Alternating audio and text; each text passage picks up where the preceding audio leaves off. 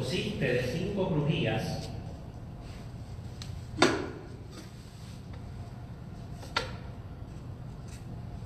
consecutivas enmarcadas por la estructura o las paredes de carga del edificio. Las tres crujías centrales están abiertas, permitiendo así la circulación entre lo que es el entorno urbano de la calle y el espacio quizá un poco más íntimo que constituye los jardines, aparte de permitir una circulación de brisas y de vientos alisios bastante efectiva. Los otros dos espacios a los extremos de cada una de esos vestíbulos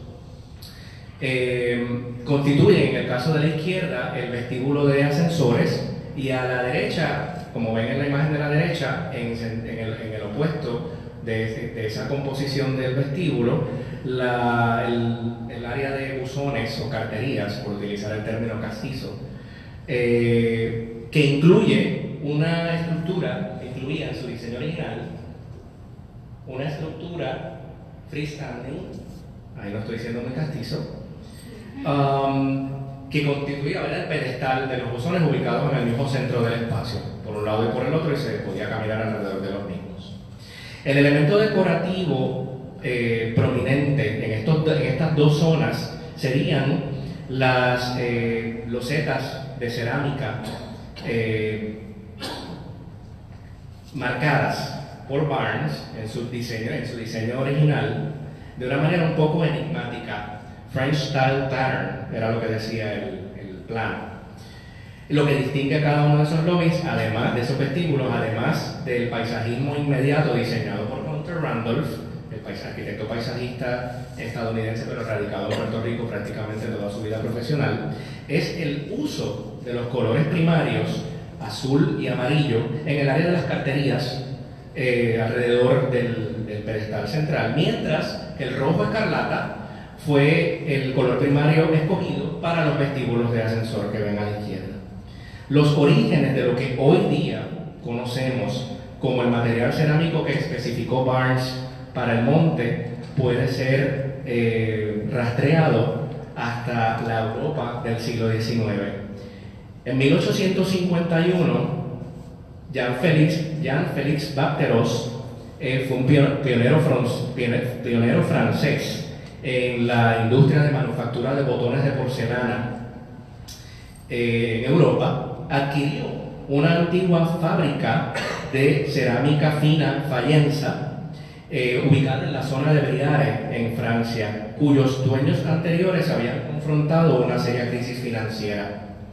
La modernización de las facilidades ya obsoletas, al igual que su tecnología y técnicas de producción, pronto transformaron lo que se vendría a conocer Briare, Bapteroses y compañía como una compañía capaz de producir 1.400.000 unidades de metal y perla por día, con una fuerza laboral de casi 9.000 hombres y mujeres. Briare entonces, a partir de ese momento, se vendría a conocer dentro de Francia como la ciudad de las perlas.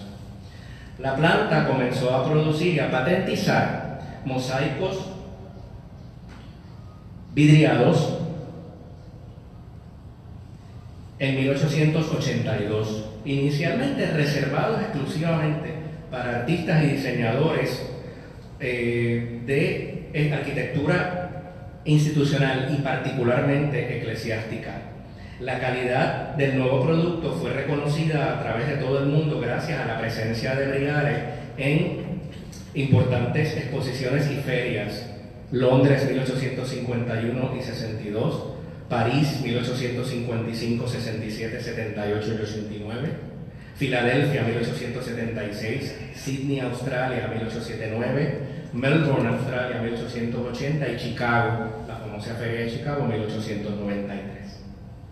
Los productos cerámicos de Briare, Bapteroses y compañía fueron distribuidos en países como Japón, Alemania, España, el Imperio Austrohúngaro, Rusia y los Estados Unidos. Desde finales del siglo XIX hasta bien entrado el siglo XX, los azulejos de Briare cobraron importancia entre los arquitectos de la época como material de acabado para fachadas, entradas e interiores de muchos edificios europeos, particularmente parisinos.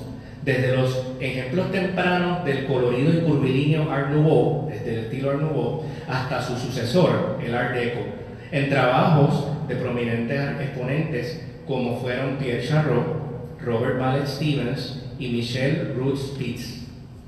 Mucho más tarde, años más tarde, en la década de 1950, con el surgimiento del plástico como nuevo material en la producción y manufactura de botones, Briare Basteroses y compañía se enfocó exclusivamente en la producción de losetas de cerámica orientadas a la industria de la construcción.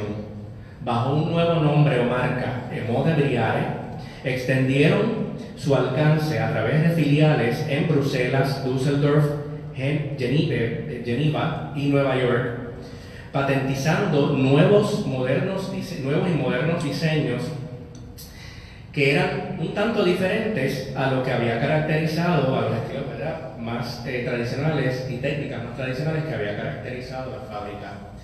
Con estos dos y muchos otros,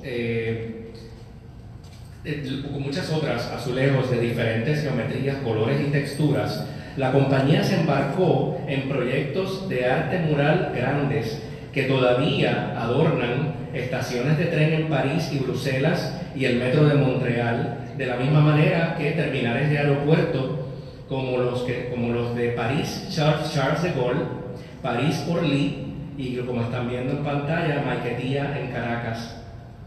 Por su valor y sus cualidades estéticas y de artesanía también, las versiones redondas de estos azulejos, conocidas también como pastillas, fueron reconocidas y honradas con un premio de la American Society of Interior Designers en 1970.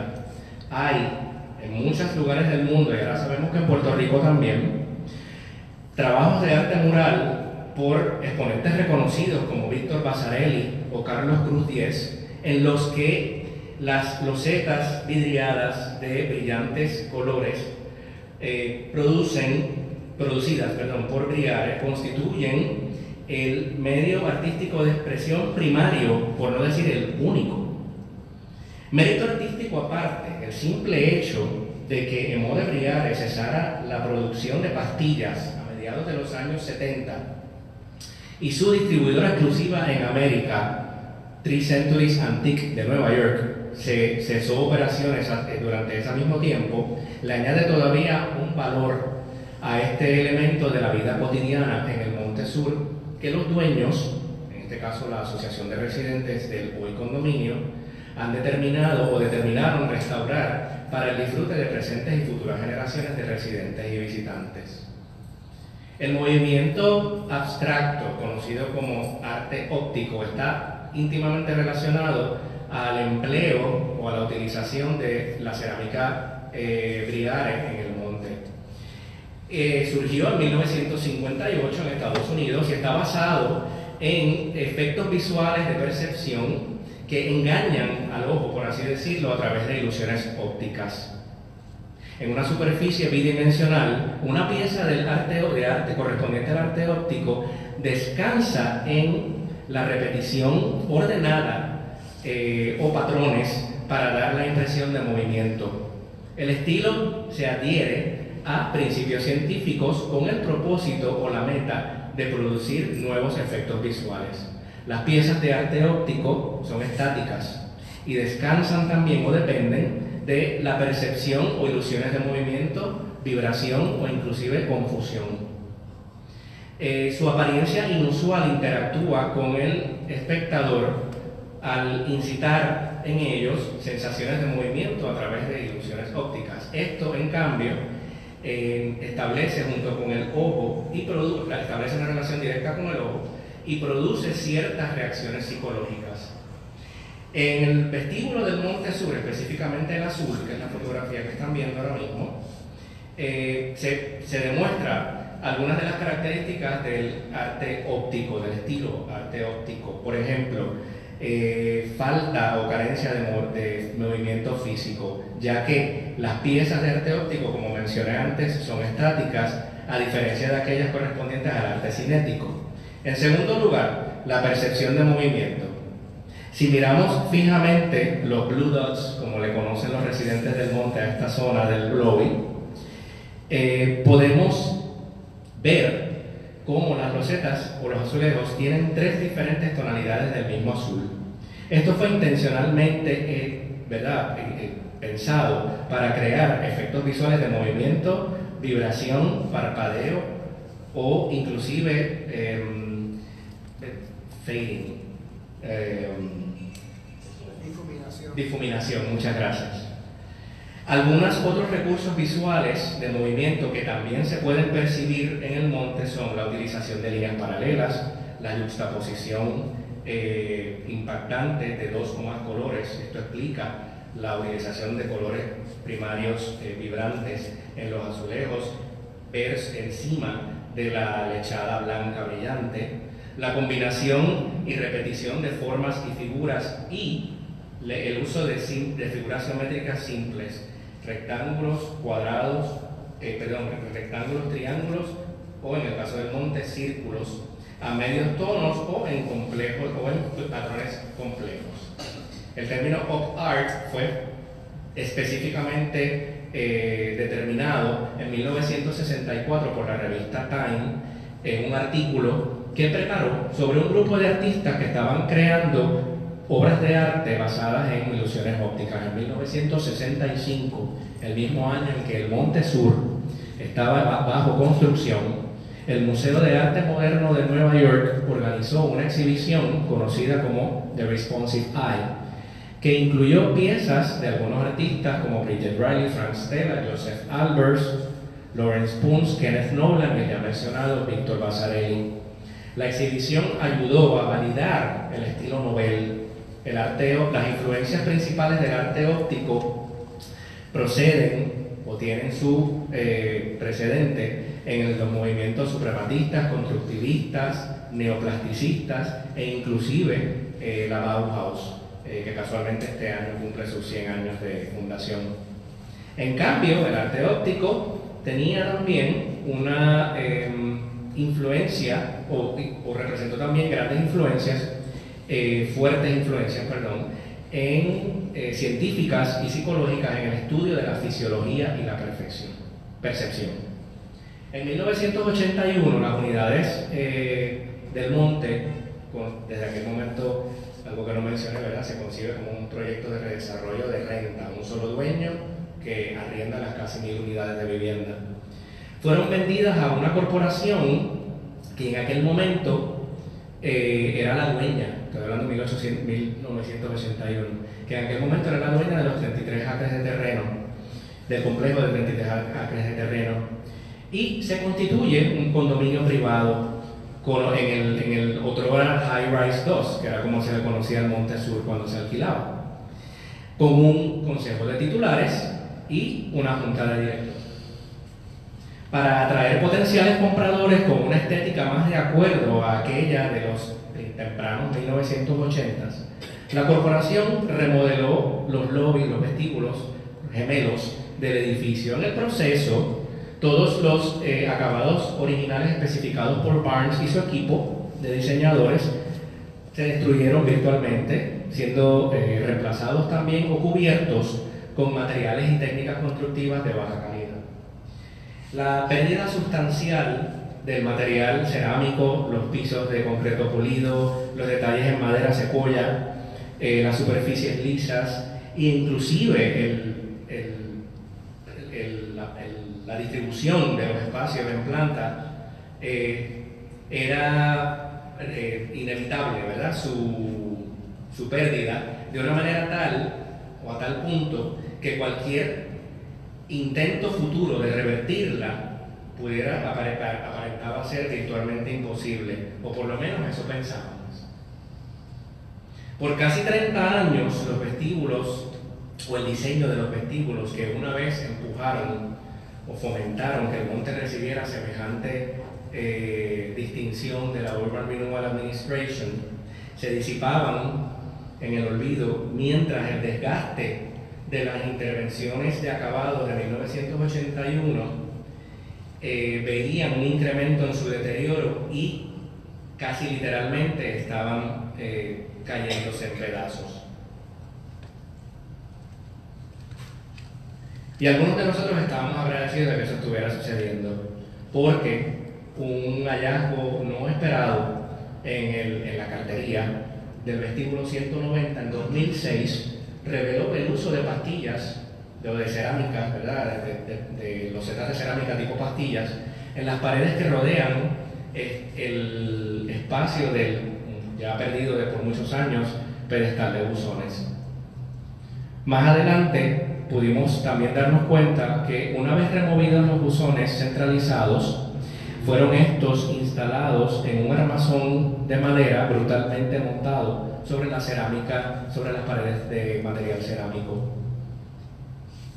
Estas impactantes revelaciones detonaron una curiosidad casi arqueológica en algunos residentes que estaban dispuestos a descubrir o a destapar, quizá en una manera desapercibida, por supuesto, zonas adicionales y otros olores al aflojar y desprender algunas de las unidades de 1981, las verdes, con la ayuda de una junta de directores que tampoco tenía mucho apuro en reemplazarlas. Me refiero a las verdes. Cuando el juego de planos de Edward Larrabee Barnes fue consultado después de estos hallazgos, el detalle de vestíbulo número 13, titulado French Style Pattern, ratificó la importancia de este descubrimiento que de por siempre cambiaría o transformaría el concepto y ámbito de trabajo del tan esperado proyecto de renovación que la comunidad deseaba. Desde ese punto en adelante, una campaña masiva liderada por un grupo de residentes que abogaban por un proyecto de rehabilitación que se enfocara en la restauración de las pastillas. Los esfuerzos se centraron en educar a la comunidad.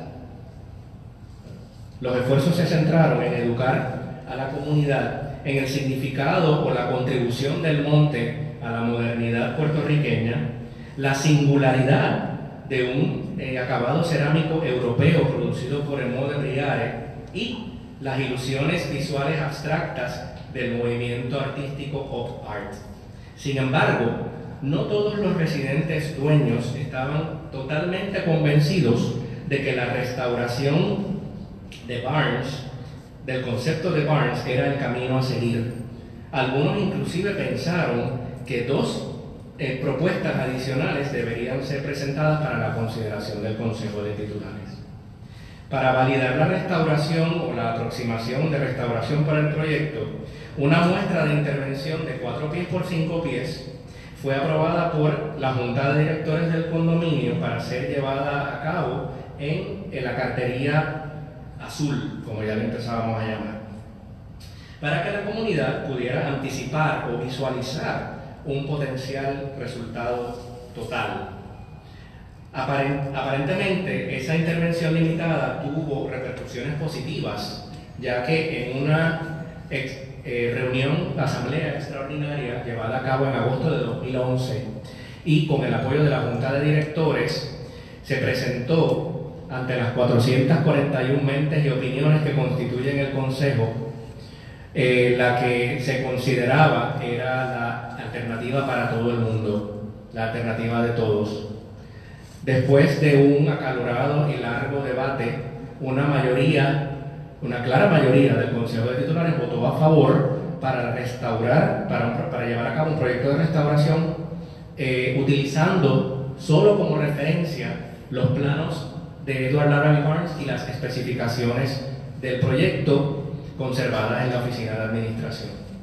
De ese momento en adelante, la comunidad se fue poco a poco involucrando en el proyecto de restauración, mostrando de manera muy orgullosa a sus conocimientos recientemente adquiridos a otros residentes y visitantes.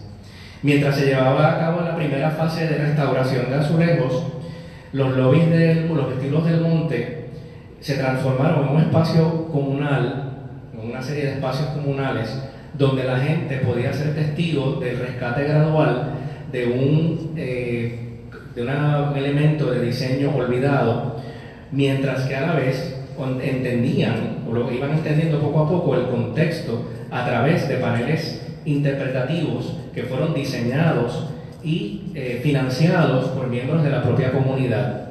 Al final, esta reapreciación de un diseño olvidado que representa el trabajo de un maestro o varios maestros con un elevado nivel o un reconocido nivel de calidad artesanal y valor artístico, se convirtió en un importante símbolo de empoderamiento comunitario. En teoría, la restauración o el método de restauración parecía ser simple. En términos prácticos, sin embargo, los 3 pasos fundamentales en el proceso debieron ser completados con suficiente cuidado, de manera tal que se protegiera el material cerámico que se pretendía conservar. Primero, la remoción de las losetas verdes instaladas en 1981 parecía un trabajo fácil en algunas áreas donde estaban virtualmente desprendidas de la superficie de pared. De hecho, virtualmente desprendidas porque luego los restauradores nos confirmaron que fueron pegadas en 1981 con marmolina, no con pegada loseta. Por eso se desprendían tan fácilmente. Si ese era el caso, o sea, en términos de desprendimiento, era altamente probable que los azulejos originales debajo estuviesen intactos.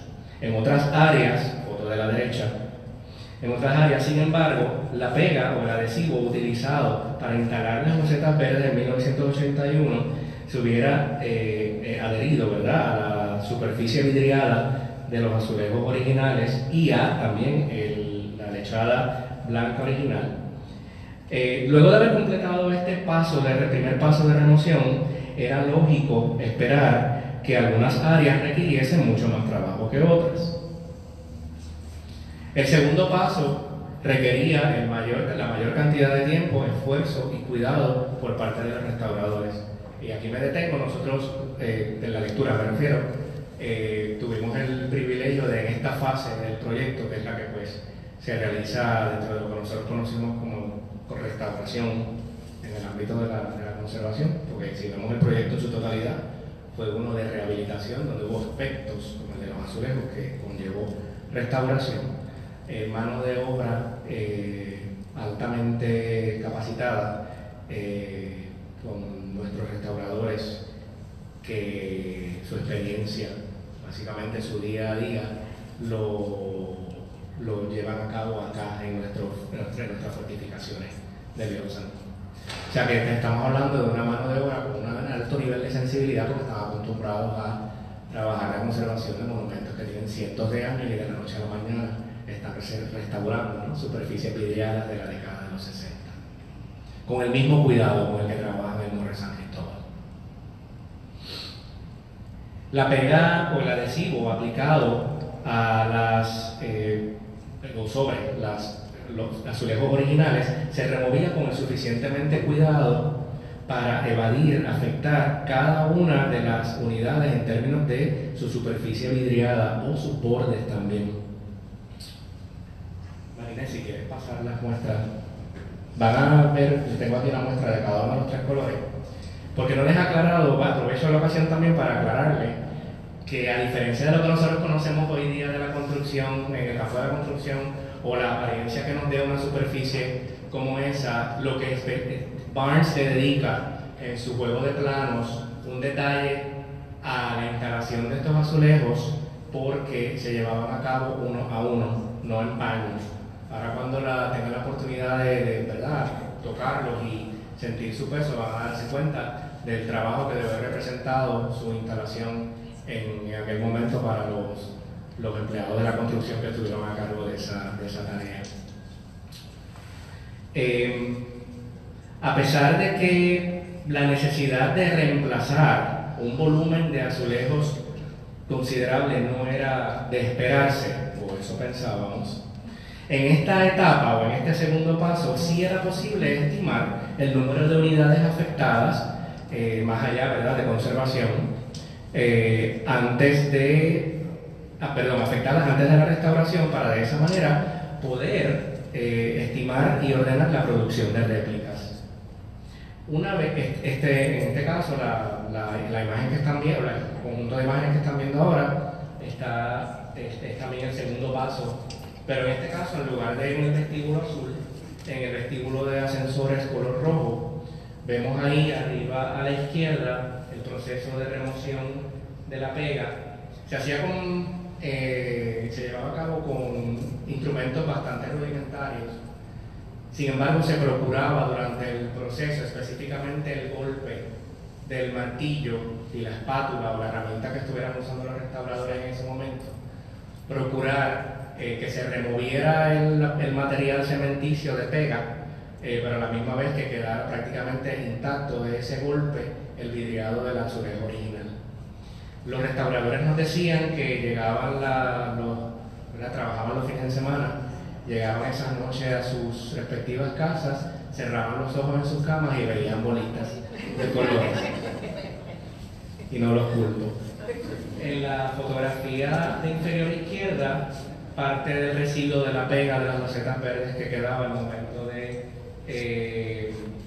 ser removidas, PIP, escrito en lápiz, un grafiti histórico que encontramos cuando se removió esa área del vestíbulo de ascensores. En pared roja, PIP, en lápiz. Y en la fotografía de la derecha pueden ver en el caso de ese vestíbulo la cantidad de pega que hubo que remover manualmente como parte de este segundo paso.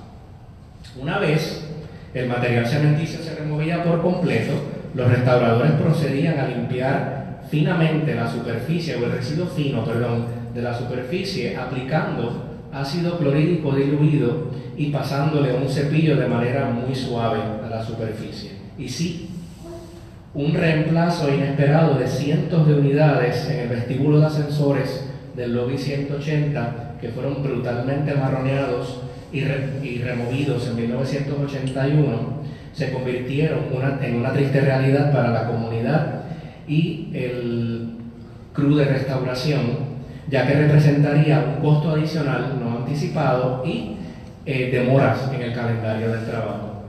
Con un costo aproximado de $10 por unidad para costo de producción.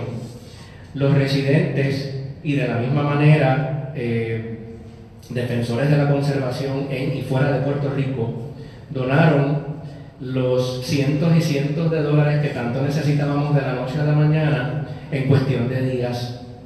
La producción de las nuevas pastillas pudieron ser llevadas a cabo por residentes ceramistas, luego de que Jean-Claude Kergoat, el actual presidente y CEO de Emo de Briare, lamentablemente nos confirmara que la fábrica en Francia ni ninguna de sus filiales conservaba ni siquiera muestras de las pastillas. En otras palabras, lo que estaba viendo en Puerto Rico en ese momento, a través de las fotos que le enviábamos, son el ejemplo que tienen ellos conservado, pero fuera de lo que es el terreno europeo, ¿no? La réplica, y ni siquiera la fábrica conserva los moldes de las pastillas tampoco, eso fue confirmado. Las réplicas de las unidades, o replicar las unidades, se logró a través de un simple y rudimentario proceso utilizando técnicas de alfarería tradicionales. En lo que se conoce como la técnica de placas, un rodillo y guías se utilizaron para nivelar el barro crudo. Ya que el barro tiende a reducirse de tamaño durante este proceso, algunas pruebas de quemado tuvieron que hacerse para lograr la circunferencia real que tienen cada uno de los azulejos, que tienen los azulejos originales. Así que se llevaron a cabo, según recuerdo me mencionaron los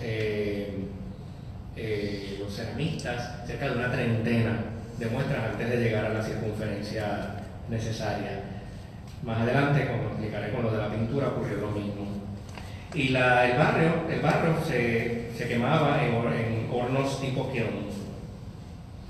Para muchos de los residentes del monte, este pequeño, ¿verdad?, piedra en el camino significó un empuje un empuje importante para completar la primera fase de restauración antes de la Navidad del 2011. Y en el proceso se convirtieron también en residentes que no únicamente dieron dinero para llevar a cabo el proyecto o apoyo moral para el proyecto, sino que a la hora de tener que meter literalmente mano en el proyecto, en el caso que están viendo ahora mismo, el ligado de las unidades producidas en el caso de la fotografía estamos viendo al ceramista y diseñador Doel Frese y no te puedo porque te voy a cegar, Olga Reyes está hoy con nosotros aquí esta noche, reunidos en el área comunal del condominio un sábado en la tarde solamente haciendo eso, ¿verdad?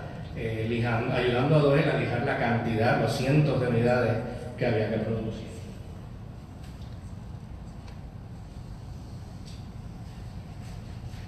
Algunas pruebas o varias pruebas de capas del vidriado tuvieron que ser aplicadas a las unidades también. Este vidriado se define, ¿verdad?, como suspensiones líquidas de minerales finamente molidos que cuando vuelven al horno kiln forman una, ¿verdad?, cubierta vidriada que se adhiere firmemente a cada una de las piezas. Este proceso requirió varias pruebas ¿verdad?, de igualar colores, azul, amarillo o escarlata, dependiendo del caso, ya que nuevamente los vidriados o la fórmula de los colores vidriados originales de Eau de Briare habían sido descontinuadas y no existía evidencia de su composición. Las temperaturas de la quema fluctuaban entre los 700 y 1300 grados Fahrenheit. La restauración de las unidades históricas y la instalación de las réplicas de pastillas representó una pequeña victoria para los que abogábamos por el proyecto. Desde el principio había sido un proceso había sido el producto de un proceso participativo. Y algunas personas que lo apoyaban fervientemente entendían que la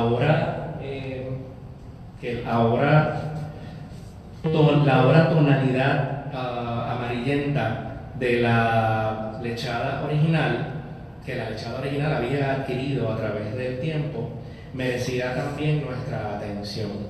Escuchamos y tratamos, ¿verdad?, con los restauradores de ver qué se podía hacer con darle también una tonalidad que hiciera parecer que la lechada era igualmente restaurada que los azulejos. Gran error. Uno puede y debe escuchar, pero en la ejecución hay veces que la toma de decisiones puede ir en contra de uno. ¿Por qué? Porque en el proceso de retocarlas con una mezcla cementicia diluida preparada por los restauradores, las astillas del vidriado en las unidades originales, que eran para nosotros invisibles, ¿verdad?, a simple vista, se rellenaron de manera permanente con el material blanco sobre los colores vibrantes, o sea que se resaltaban más todavía.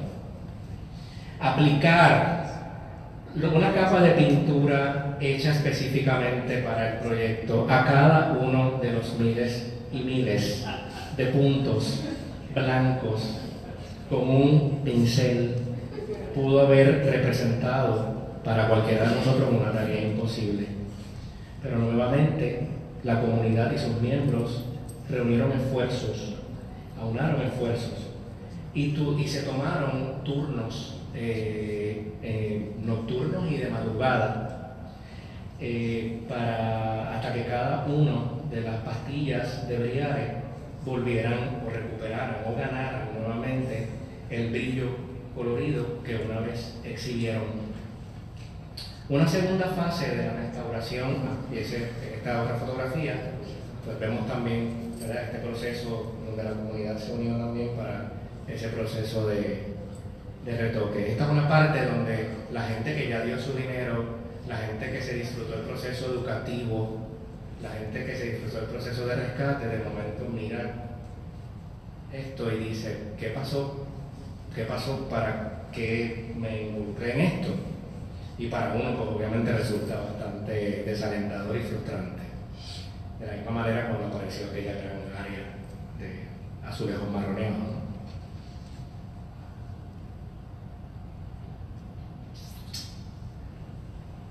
Ok, aquí me detengo porque creo que es mejor explicarlo en palabras. No conformes con haber instalado sobre ciertas superficies la loseta cariñosamente conocida como loseta de Starcream, que ya eliminamos en la fase 1. También en el 81 se dieron a la tarea de disparar con estucado de cemento, no del estucado que usamos hoy día, que es el de foam, que de pasarle la mano nada más se queda en las manos de nosotros, ¿verdad? Estucado de cemento, bien mezclado, las superficies remanentes de azulejo.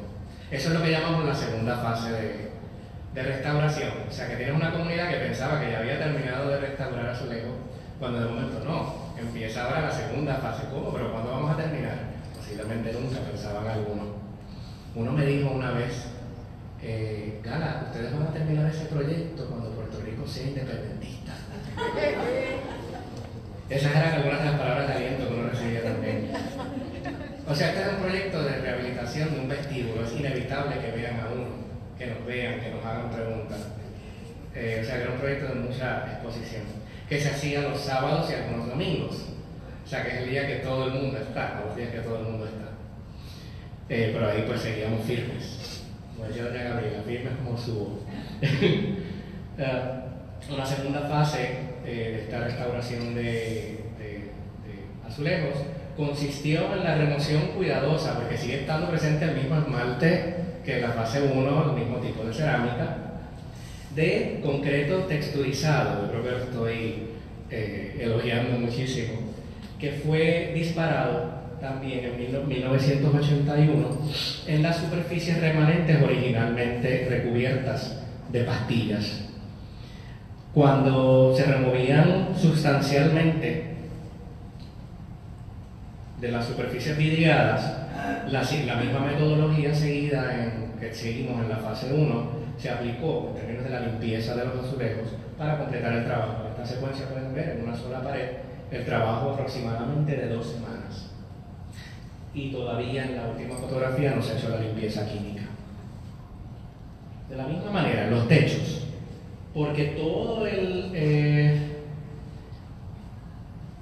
lucido de cemento liso original, o las superficies de cemento liso original, fueron también disparadas con estucado de concreto en 1981. Llevamos a cabo también un proceso de remoción utilizando métodos mecánicos y también manuales en algunos casos. Se añadió a todos los techos, ¿verdad? Una vez removido todo el concreto texturizado, una capa muy fina de enlucido del cemento y se le aplicaron, ¿verdad?, a todas las superficies de techo. Finalmente, dichas superficies fueron imprimadas y dos capas de pintura con base de cemento se aplicaron. Una vez completada la restauración de los techos, ya se habían completado todos los azulejos y quedaron debidamente protegidos para el resto del proyecto, como pueden observar en la pared amarilla, aquí arriba, a la pared roja, aquí arriba a la izquierda. Procedimos y terminados los techos, entonces procedimos con los pisos, ¿verdad, Olga? Porque había que hacerlo en orden. Primero restaura las paredes, después trabaja los techos y finalmente los pisos. Esas eran las órdenes de Olga. En aquel momento secretaria de la Junta de Directores.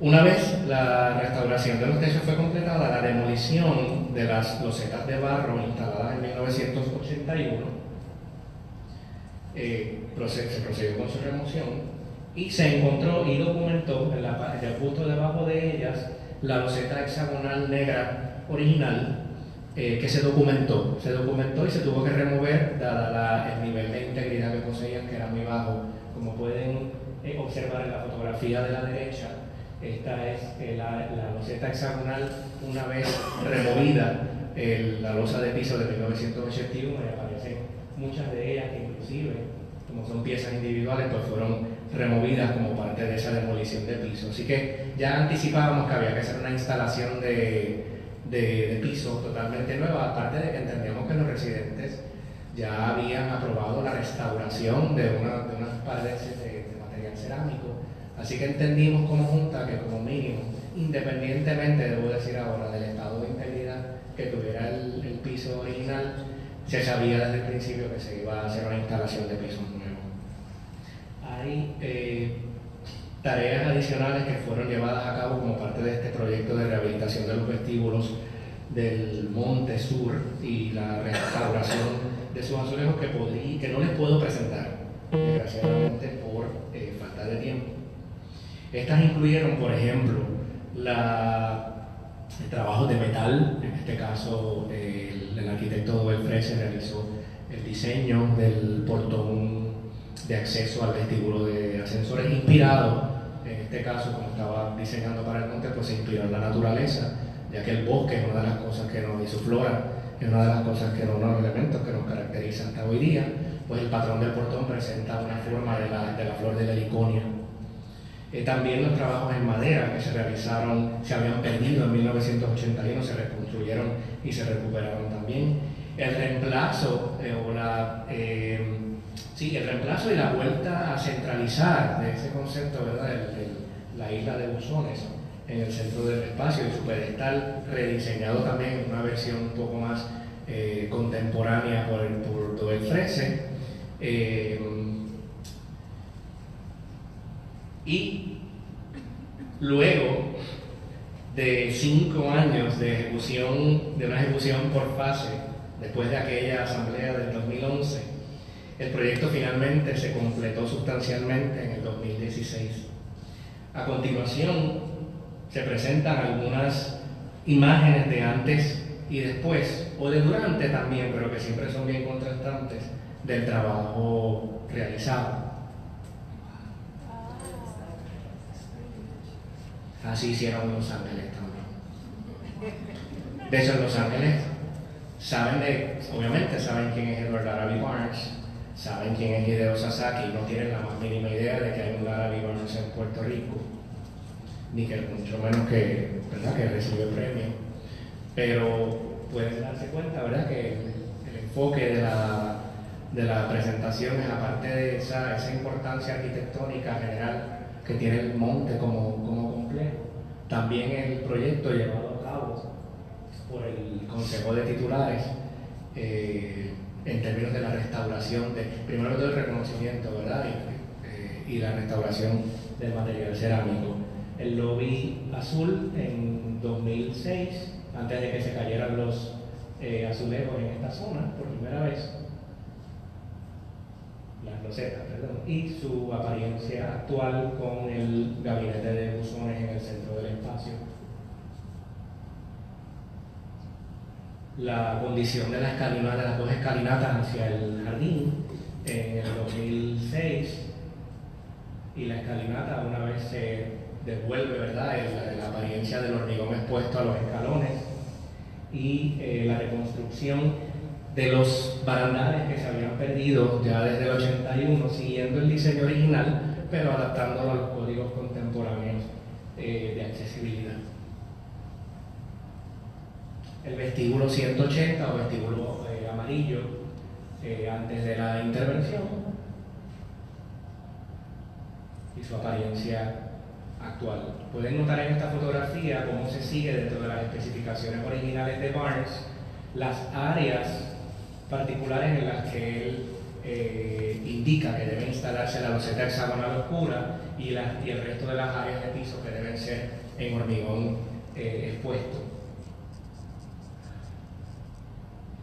Aquí pueden observar a la izquierda parte del diseño del portón de acceso al vestíbulo de ascensores, que es lo que ilustra esas dos fotografías, diseñado por Doel Freser, y la forma de la flor de la heliconia que les mencionaba.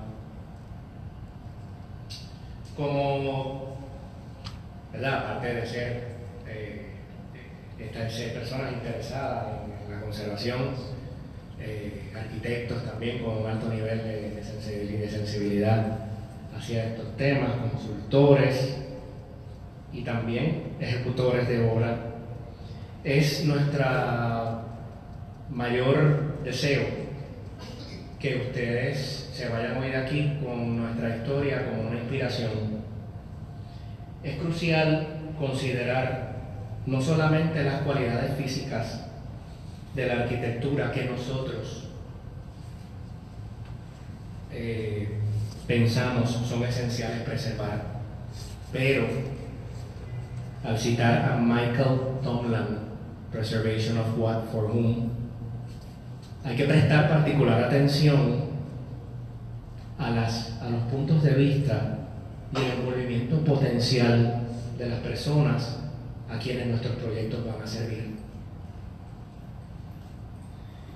Para celebrar el 40 aniversario de la red de trenes regional de París, la rehabilitación de la línea A, Aubert y Nation, las estaciones de metro de ambas líneas, de la misma manera que Gare de Lyon, que inició en 2018, el año pasado, se enfocó en la restauración de todas las superficies de pared revestidas de azulejo brillante y una masiva campaña educativa exhibida a lo largo de los andenes, como ven en la fotografía, mientras se llevan a cabo las restauraciones. ¿Les suena familiar?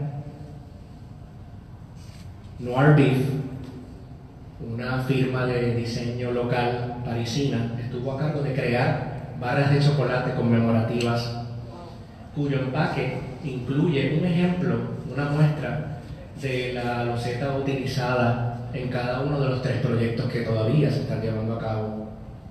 Sin embargo, es importante resaltar que en este lado del hemisferio, 8 años antes, una comunidad caribeña con convicciones estuvo determinada a traer de nuevo a la luz el legado de Briare de la posguerra, olvidado por muchos años. Gracias.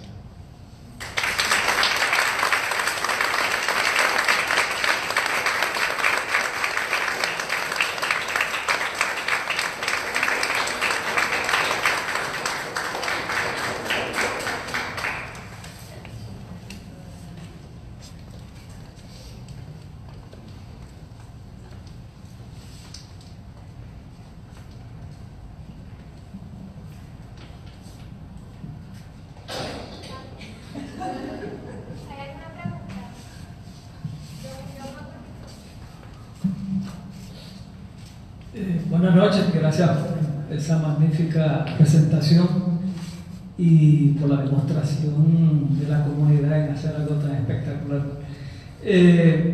Mi pregunta va dirigida a si sabemos quiénes estuvieron involucrados en el crimen del 80 y pico, si hubo algún arquitecto envuelto y si lo hubo, ¿quién fue?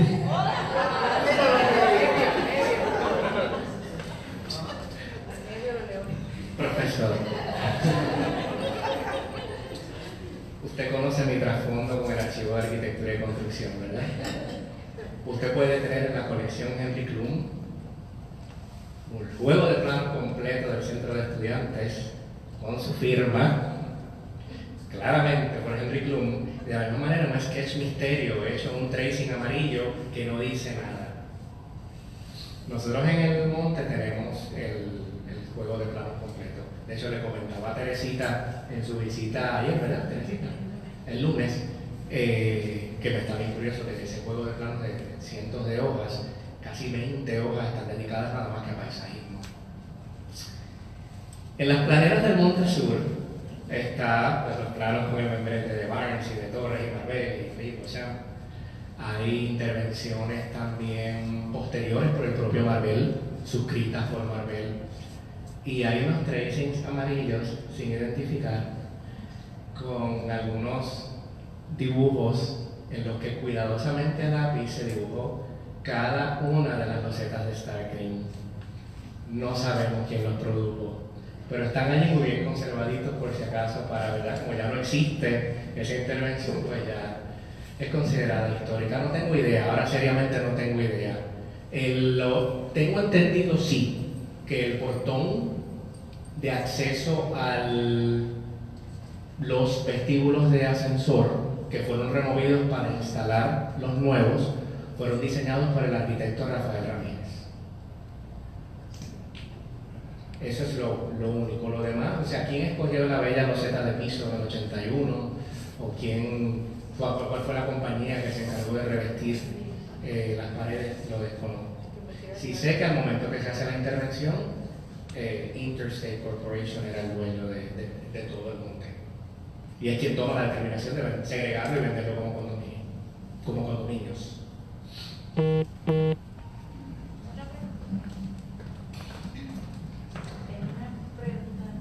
De la instalación de las pastillas y cómo las separaban, si utilizaban la huella original o si tenían un spacer específico. En 1966, preguntas. Bueno, o sea, cuando se instalaron.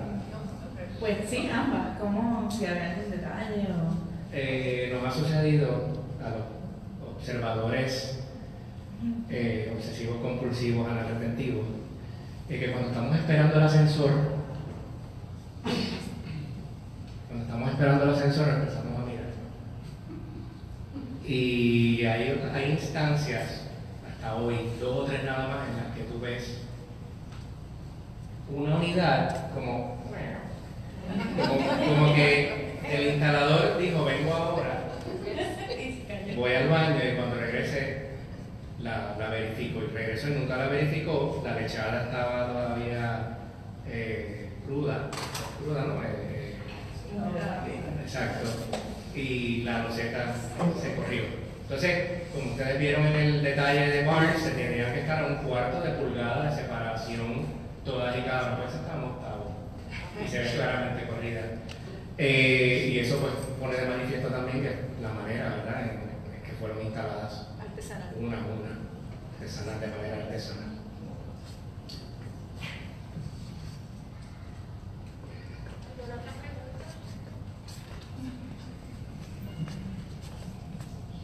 Santiago, el detalle que tú mostraste de Edward Lathrop Parsons, los planos, ¿es el único detalle que hay con relación a esa instalación? Bueno, cuando vamos a la planta, este es el detalle, ¿verdad?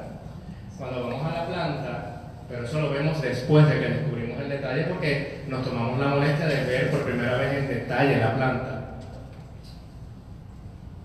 Podemos notar que en estas zonas de aquí y de acá dice ceramic round tile cladding o round tile clad. O sea, y comprobamos, ¿verdad?, que mira, de lo que le está hablando aquí es de la instalación especificada en el detalle número 13 o 15. En estas superficies específicas es donde donde está ocurriendo. Y así fue, a medida que se iba ejecutando el proyecto, donde iban apareciendo lo que llamamos por un tiempo ducados, las pastillas le llamamos después, eran justo en las áreas marcadas por Barnes en este dibujo. El único detalle es el que tú mostraste y unas anotaciones en la planta. El único, entonces uno está con un detalle, y esta parte pues no la expliqué con mucho detalle tampoco, porque en Los Ángeles tenía que presentar esto en media hora. Cuando nosotros encontramos en ese detalle el término French Style Cladding, yo llegué a pensar hasta que ese tipo de organización de los círculos, patrón, era lo que se consideraba francés. Hay un experto historiador del azulejo vidriado en Estados Unidos de nombre Bill Shesko, a quien en aquella época le consulté y le envié fotografías, y Bill Shesko es la primera persona que me menciona a mí en Eau de Briare. Más adelante en el proceso, ya cuando estamos un poco más seguros de lo que estamos haciendo, es que contactamos al presidente actual de Eau de Briare, que nos confirma también noticias buenas como que su producto, el producto que vemos en el monte es de ellos, y noticias no tan buenas como que no hay ni reemplazos, ni moldes, ni vidriados, ni fórmulas de vidriados. Así que fue yo mismo, o sea, yo a mí me dijeron en Los Ángeles, cuando terminé de decir esta presentación, de presentar este tema, ¿no? Se me acercaron dos conservacionistas y me dijeron, tú fuiste el que estuvo detrás de todo eso, ¿verdad? Porque yo traté en todo momento de mantenerlo, ¿verdad? Como fue la comunidad.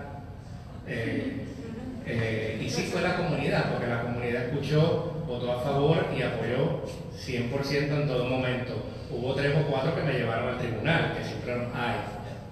Pero la comunidad, esto fue un proyecto que realmente se llevó a cabo con una comunidad en consenso. Así que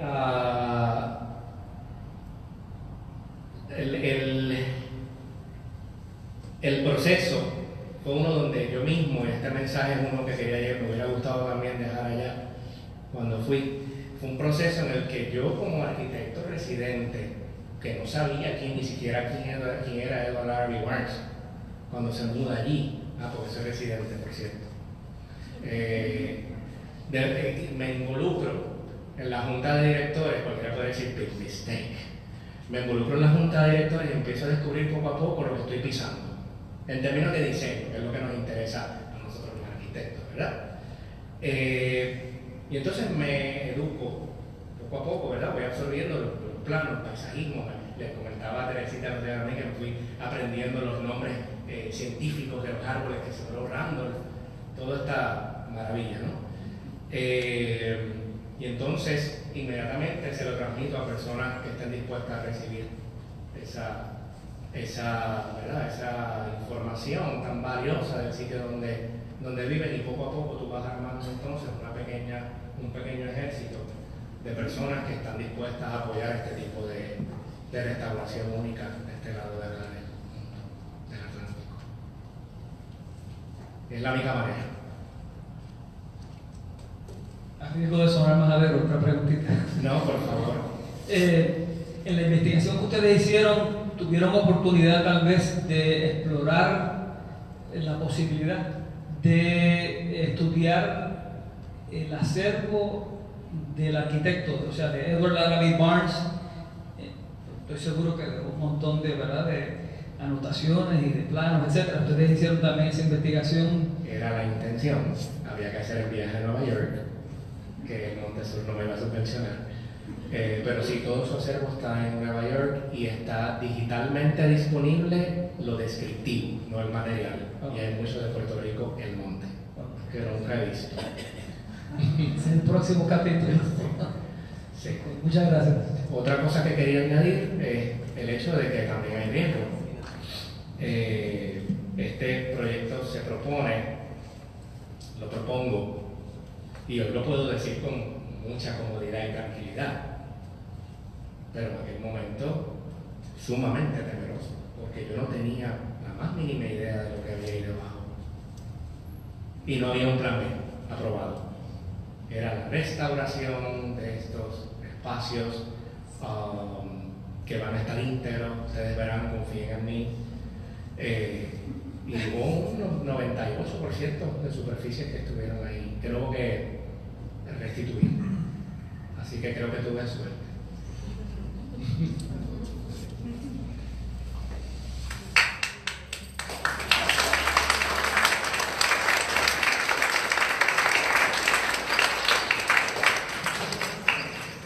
Muchas gracias.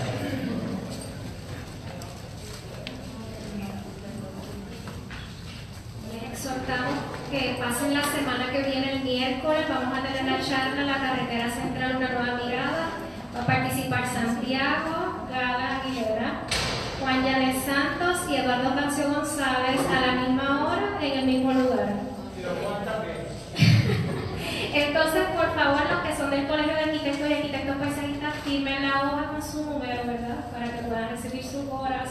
Y entonces les esperamos el próximo miércoles. Que tengan buenas noches.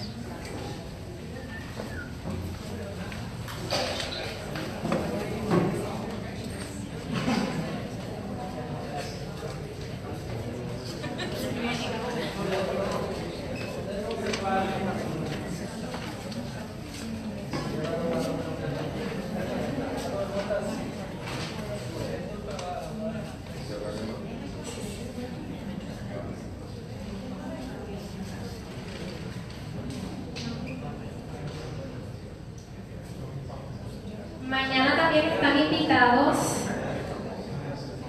al colegio para la charla La conservación del paisaje puertorriqueño, retos y oportunidades, que va a ofrecer José Juan Terrazas Soler mañana en el colegio, ¿sabes?